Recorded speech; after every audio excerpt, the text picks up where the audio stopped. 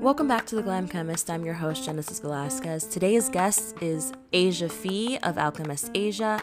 She shares with us how she's managed to keep a successful career as a chemist while working remote, living in Alaska. She's been able to build a community of folks using her social media platform, establish job opportunities while networking remotely. She shares her unique story and some advice on how to succeed working remotely, and I hope you guys can take quite a bit out of this conversation. Thanks again for joining us. I hope you enjoy the episode. So thank you for joining us. Yeah, thank you so much for having me. Thank you for the awesome introduction. I'm really excited to talk about this just because we are in a really unique position where there is a lot of remote work, and a lot of us had to shift that way in order to accommodate with what we were previously doing. Can't wait to go into it. Yeah, it's a totally different world. Being at the lab bench is like 90% of our job. And the fact that you've managed to kind of export that and provide a resource from home is really interesting to me. But for the listeners, tell us a little bit about what you do and how you're doing it now and where you're located, and a little bit about your story this year, because I feel like you've accomplished so much in the last like 6 or 8 months. Yeah, definitely. So I am a recent graduate of California State University, Channel Islands. I got my bachelor's in chemistry. And in my last year of my undergrad, I was actually able to do an internship with Parker Hannifin Biofiltration. And as soon as I graduated, I was actually promoted to a lab technician position. So all throughout the summer of me graduating, I had a job immediately, which is so rare for a lot of graduates, especially coming out of undergrad. Yeah, Um, that's really awesome. so I was, really grateful. This was also, mid-pandemic. This is actually before I started my business, but I was doing this, and we were actually deemed essential workers because a lot of my coworkers and a lot of the stuff we were testing our filters on were actually going to be filters for the vaccine at the time. So there was a lot of stuff we were doing to help in COVID on our end. So we were working constantly, and it was perfect for me because, I was done with school. So I dedicated my time to work, and I thought this was what I had wanted. But, I know a lot of people lost their jobs during the pandemic, but I was in that other smaller percentage where people lost like housing. And that's Mhm. kind of where this story kind of came to be. So I was making fantastic money and I had a job, but there was nowhere I could rent solely as like a single like renter. At the time I was like Wow. renting with other people, and they all moved back home when school went online because they're like, I'm not going to pay for rent if I can live with my parents. So they went back home, which was totally reasonable. And that left me out there trying to find a place. And even though I was making more money with my promotion, it still wasn't enough to get housing. So I Wow. was moving from like Airbnbs to like hotels. Like I was literally just trying to make ends meet so I could stay with this job because I thought I wanted it so badly. Um, and even then, I found myself doing a lot of lab work, which I loved. But then I was doing a lot of office work and a lot of data entry. And I was like, this is stuff I could totally do from home. And I originally tried to propose doing a remote position, and I was denied because I was one of the few people that were in the lab, and because I had just promoted to lab technician instead of an intern. So they needed me. But I was able to negotiate a position to where I was working semi-remotely.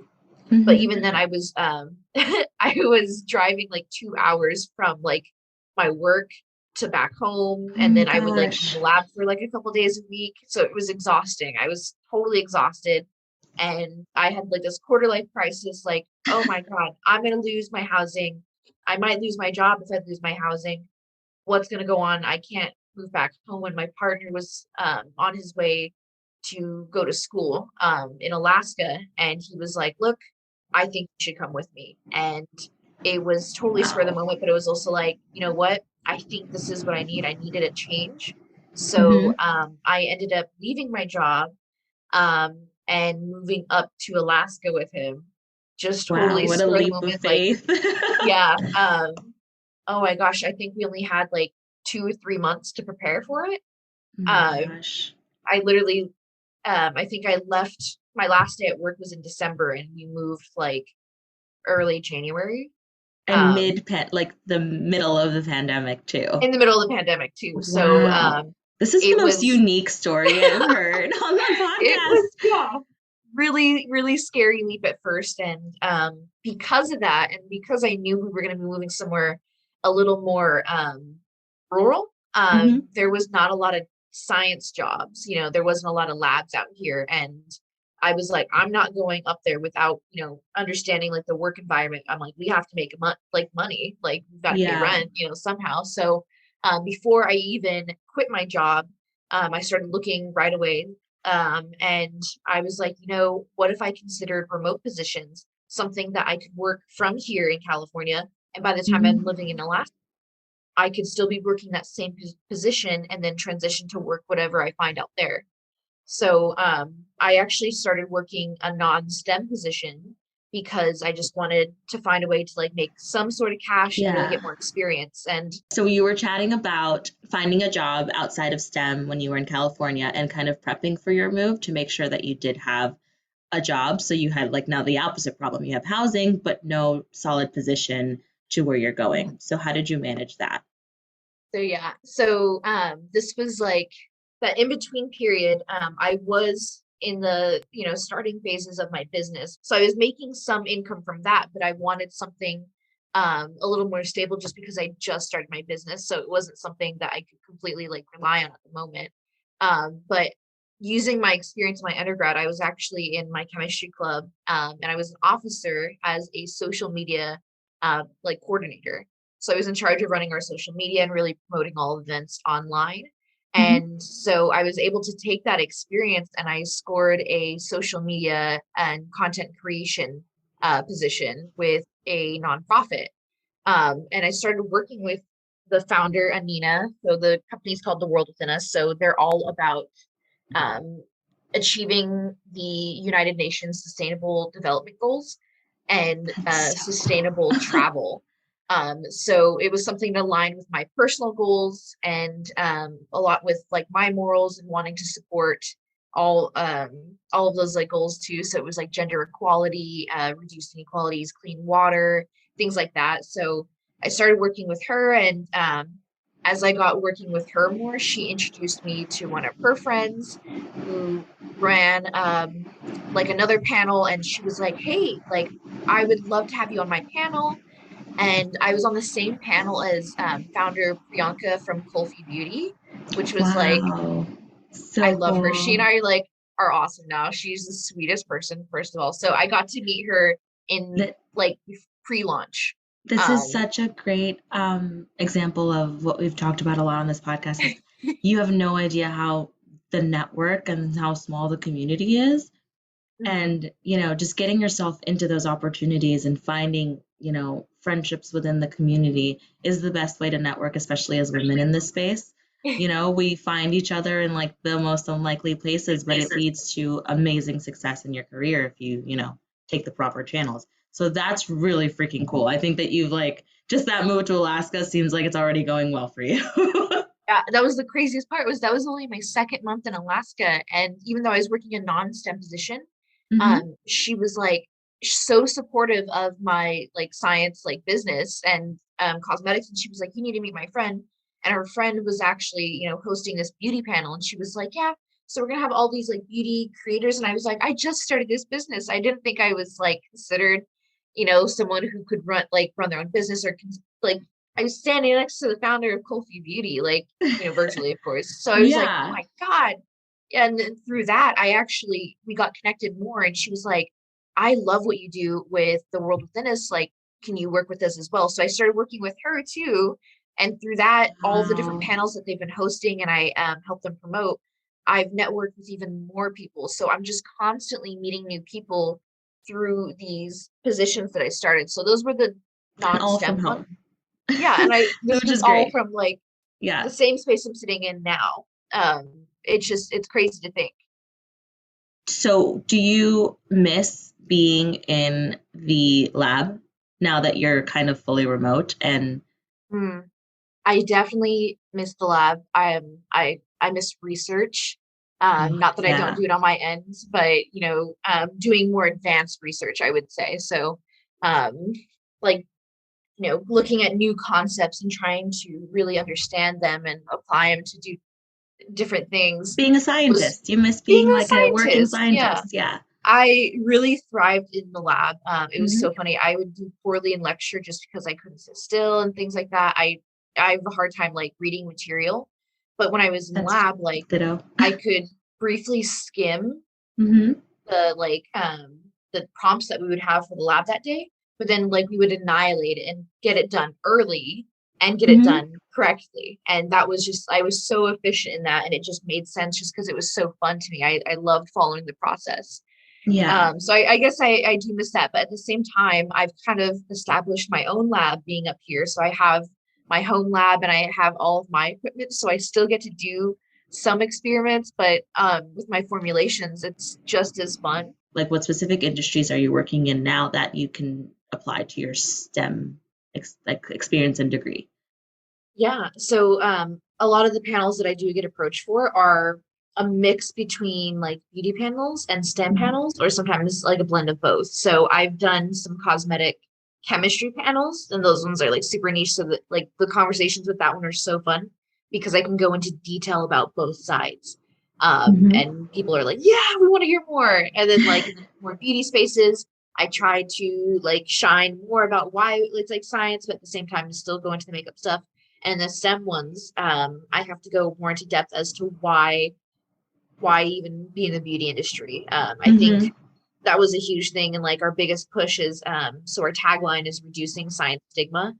That was a huge thing for me because I understood like in the first month of starting my business, I would run into these people who were very involved in the clean natural beauty Mm. industry, or which isn't Yeah. an actual like term in the beauty industry, and Mhm. it can be changed across any platform. And I've had to have this conversation several times. I've had that conversation several times, but I always try to approach it without being condescending, because I genuinely want people to like understand that they can still use those products. Like, yeah, there's nothing wrong with Mhm. knowing what's inside your products.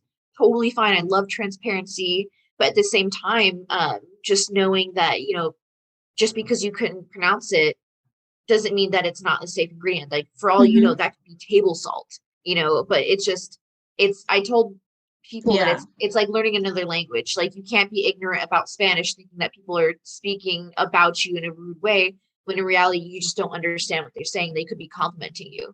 That's And a that's the great same, analogy. like that's how I've always seen it. So like I Mhm. always get like really hurt when people are like, oh my Yeah. God, did you hear about benzenes? And I was like, I love benzene rings. Yeah. Do not drag them into this. Like, No, I agree. I it's just it's going to continue. It's really trendy at the moment as well. So there was that. So I was getting that kind of backlash on one end because people were like, oh, I want natural ingredients, I want this. Like, they basically Mhm. having, and this is where the stigma comes in. There was a lot of negative stigma towards science and chemistry being involved in cosmetics. They were like, we don't need any chemicals, we don't need this, blah blah blah.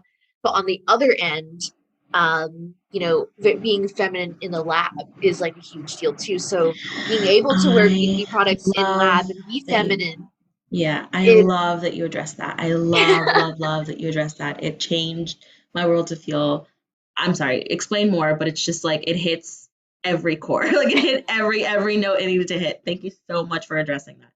yeah, that was a huge deal for me too. Was so there was the stigma of science and beauty, but then there's the stigma of beauty and science, that Mhm. we have to be more masculine in a sense that clean is more, or cleanliness, and by being clean, having a bare face, but still being presentable, because you have to be semi work appropriate when you're working in the Mhm. lab. So it's a strange dynamic, because I had to completely change the way I dressed, but I never changed how I wore my makeup and hair when I would like work in the lab.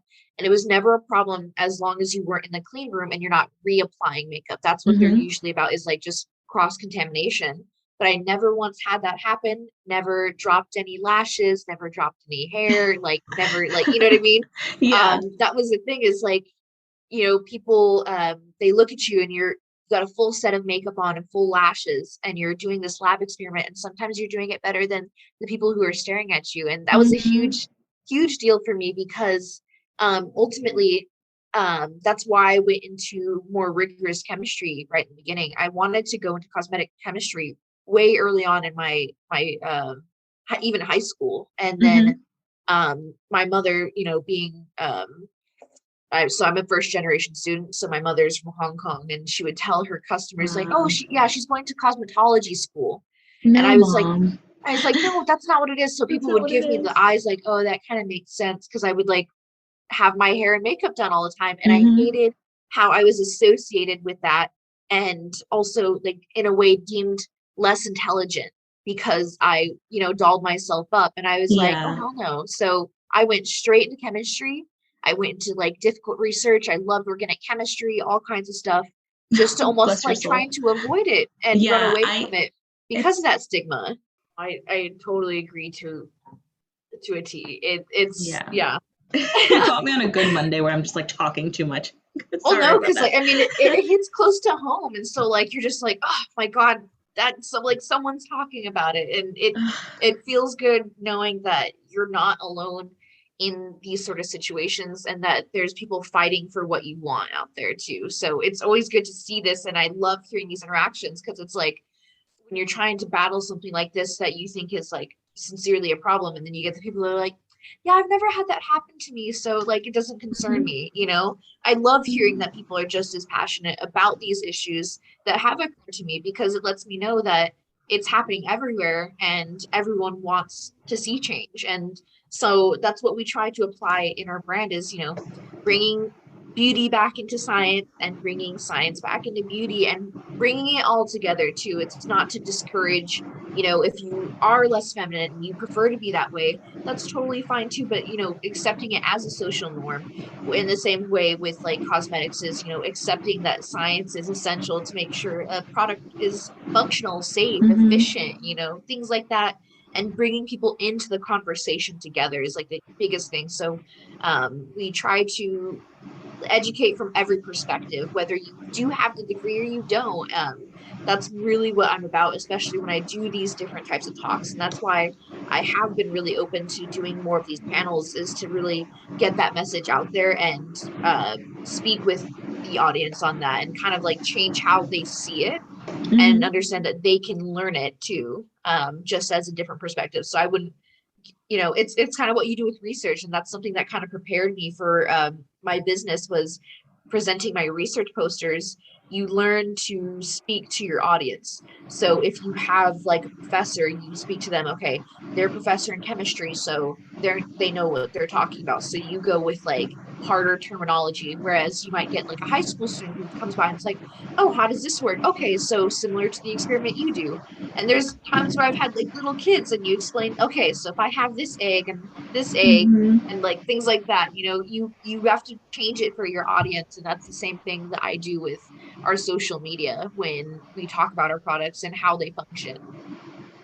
It's so funny that you say that. I actually never realized. I get pointed out for doing exactly that, kind of like tailoring my conversation to the people that I'm around, and I never Mhm. realized that that was a skill I developed being in STEM. Until you just pointed it out.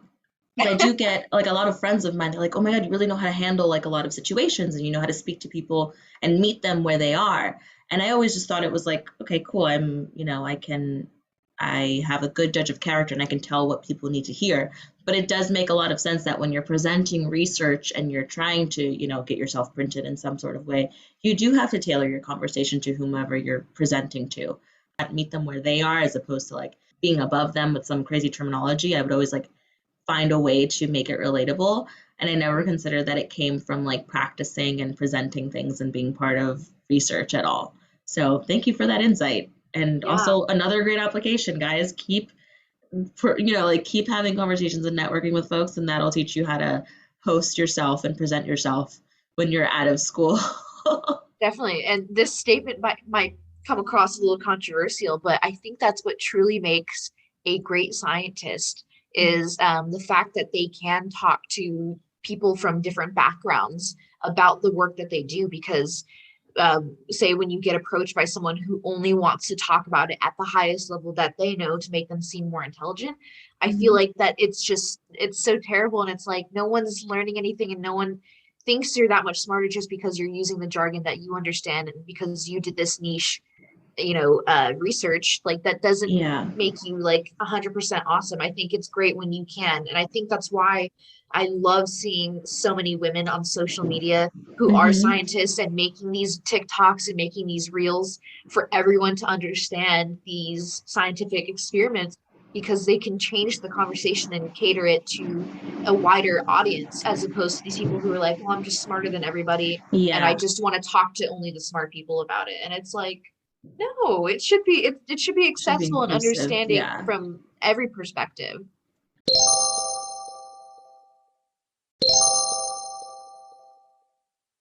I want to ask you, how did you start your platform, and how, like, I mean, it's obviously grown into something exceptional. You just had your full year, right? Your first year for your brand.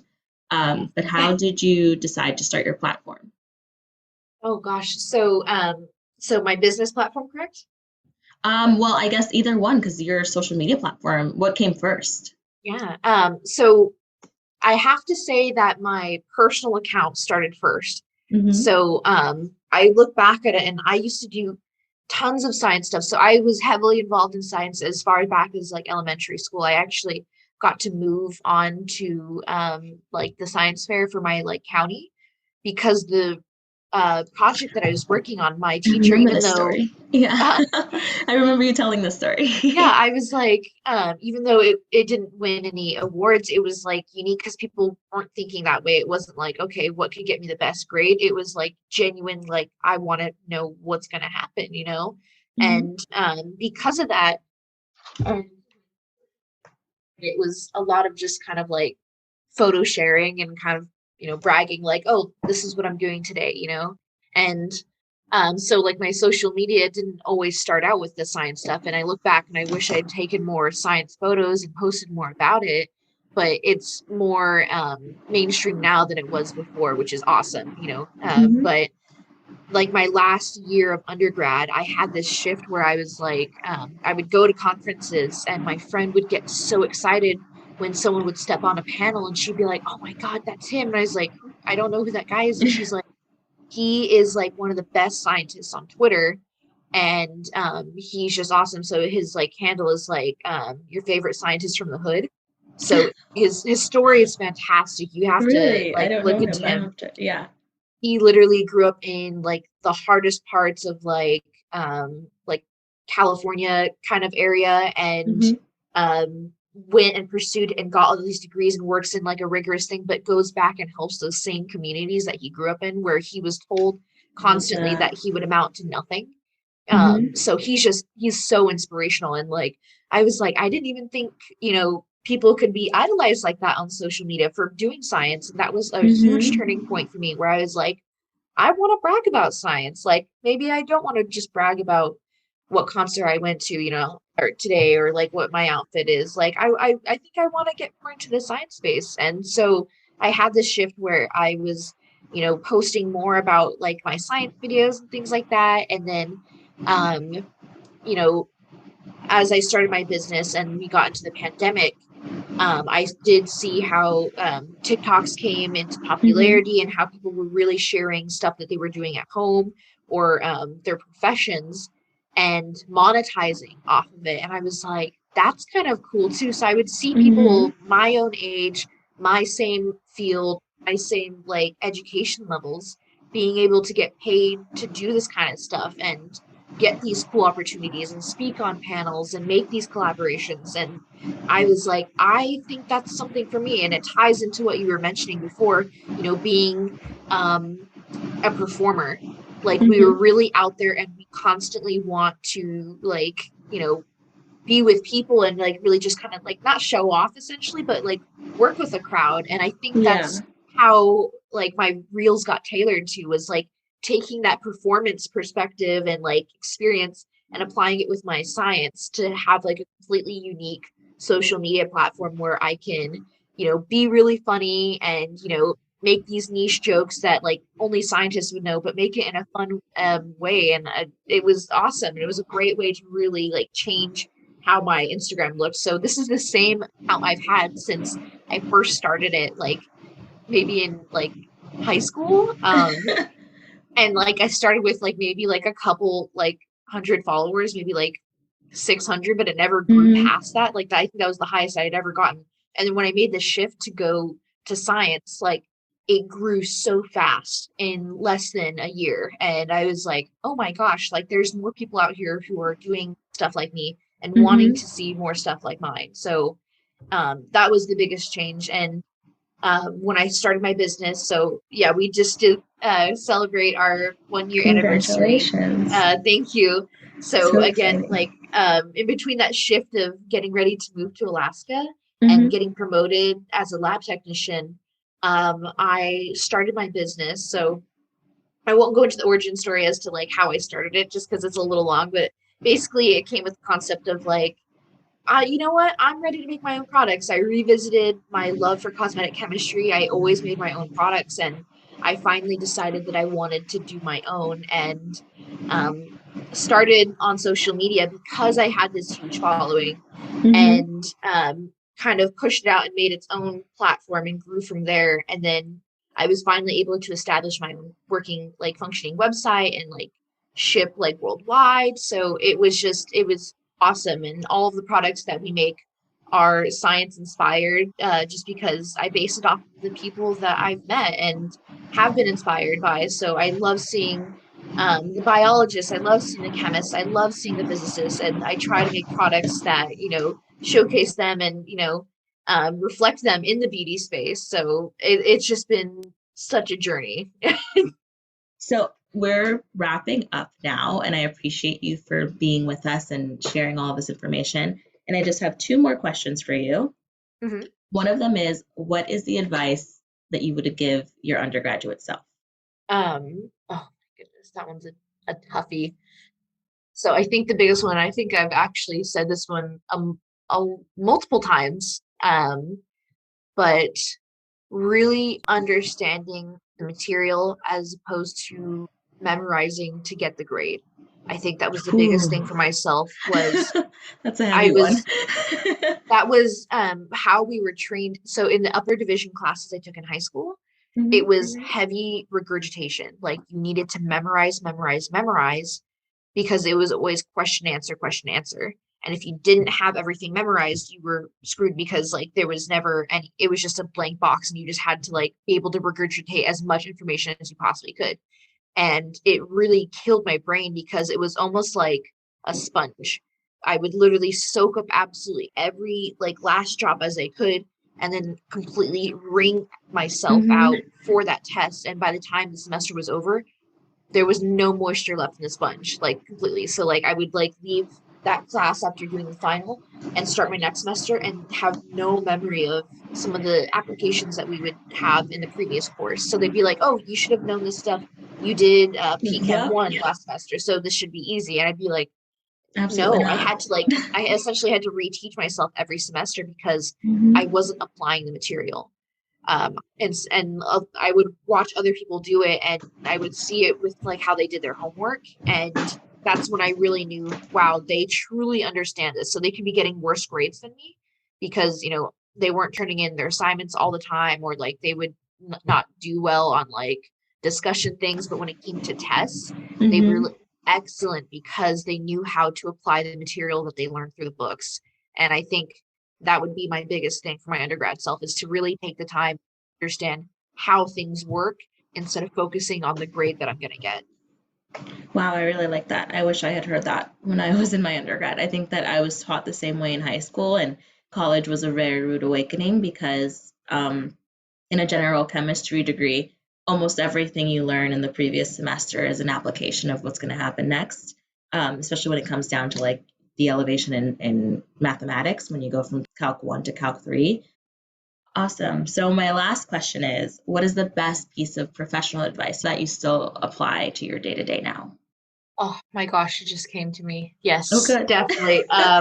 If you ever, oh my goodness, this is one of my favorite professors, was actually in my community college. He gave the best advice, because I feel like he was more down to earth and real than some university professors, just because, you know, they're like, oh, I work at, you know, as a professor at a higher university. So, you know, that means more something, and people like kind of bash on people who are at community colleges when they have like the same degree. So I just want to put that out there first. It's like he's just as qualified, if not more, than a lot of these individuals, and his advice was so much more like sticking to my mind than anything else I received from my university professors. But the thing that he told me, because I got to know him a lot closer because I started working with him in and out of the lab, and really focusing on what my career path was going to be. And he would tell me that he avoided chemicals as much as possible. And I was like, you're a chemist. Like, what is that? Like, what do you even mean by that? And he's like, as a chemist, you have to understand that your lifespan is being cut every single day with how much you're exposed to. He's like, I already know I'm going to die sooner than I'm supposed to because of the exposure I've had to chemicals.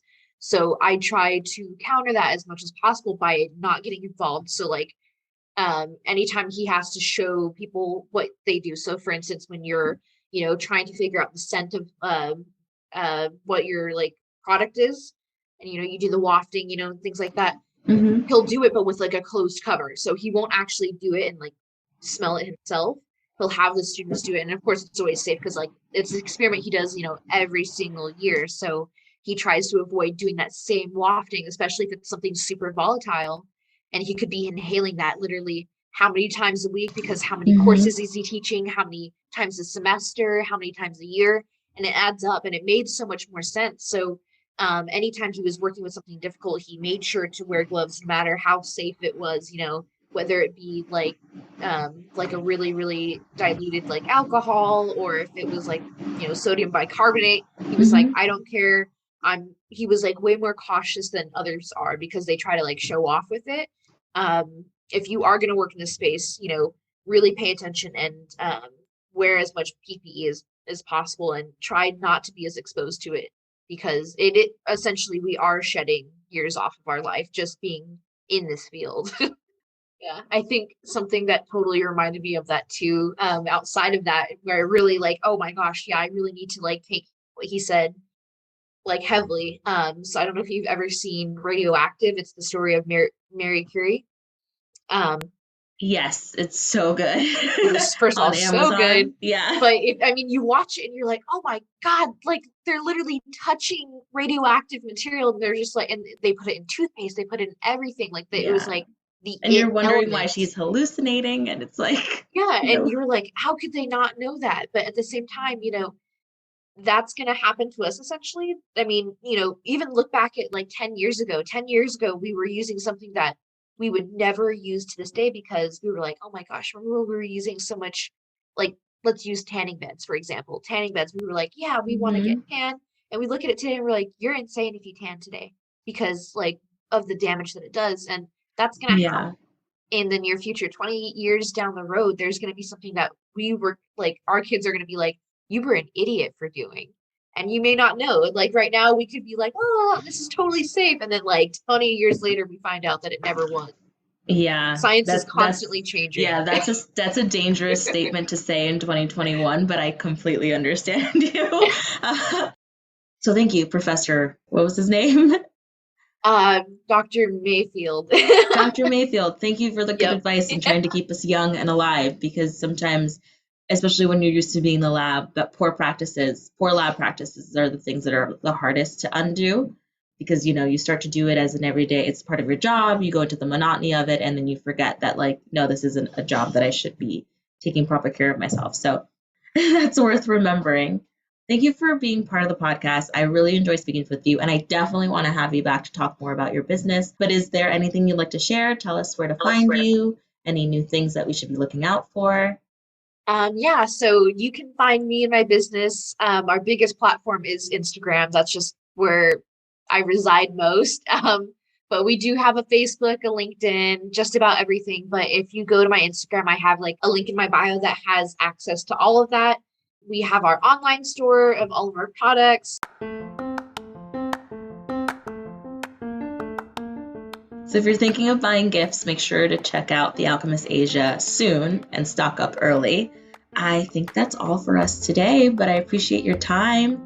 Yeah, thank you so much for having me. This was a fun conversation, and I cannot wait for the second segment. I think that's going to be fun, if not more. Like, I'm just really excited for it. Yeah, I love speaking to, especially like all of us who are part of STEM and started a business. Like, I think it's so important to share the back end, you know, like, yes, we have our understanding of the lab, but starting a business is a whole other story. And I know that you're working on, you know, getting grants right now. I'm also in that process. And I think that both of us sharing our experiences as entrepreneurs would be really helpful for some listeners. So I'm really excited to have you back on, and I'm happy to have you anytime. So if you have any more ideas or any new projects you're working on, you know, the Glam Chemist is happy to have you back on.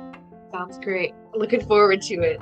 Awesome. Thank you. So thank you guys for listening. This was Asia Fee from Alchemist Asia, and we're going to have her back on soon. So thanks for listening.